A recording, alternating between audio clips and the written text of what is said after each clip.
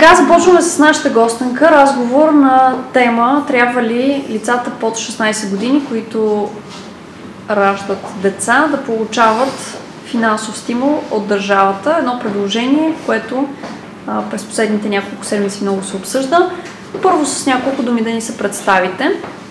Здравейте, аз съм Теменушка Димитрова. Студентка съм в Медицински университет в София. В специалност акушерка.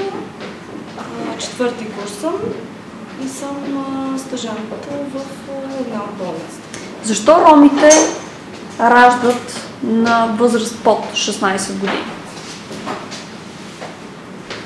Първо,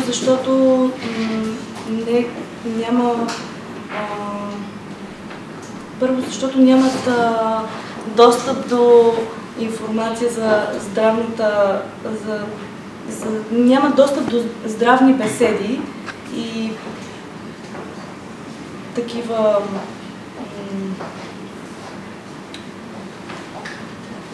СИП-ове по сексуално и репродуктивно здраве, каквито се правят обикновено в училищата.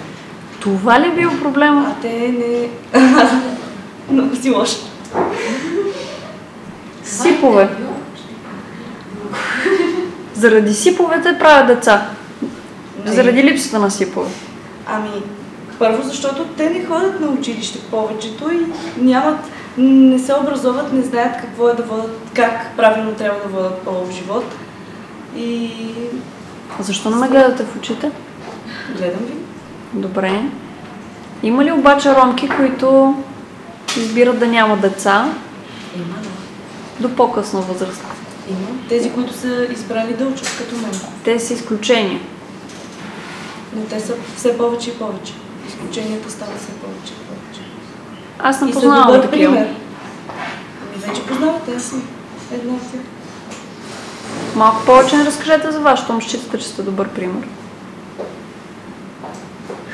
Какво искате да ви разкажа за себе си? Защо сте добър пример? Ами добър пример съм, защото не съм избрала да родя на 16. Избрала съм да съм изключение от лошото правило, но не изключение от ромската си общност. И съм избрала да бъда добър пример за това, че може да продължиш образованието си и да родиш не на 16, а на по-осъзната възраст. Това не е ли традиция при ромите? Аз не знам за такава традиция. Не познавам традицията като такава.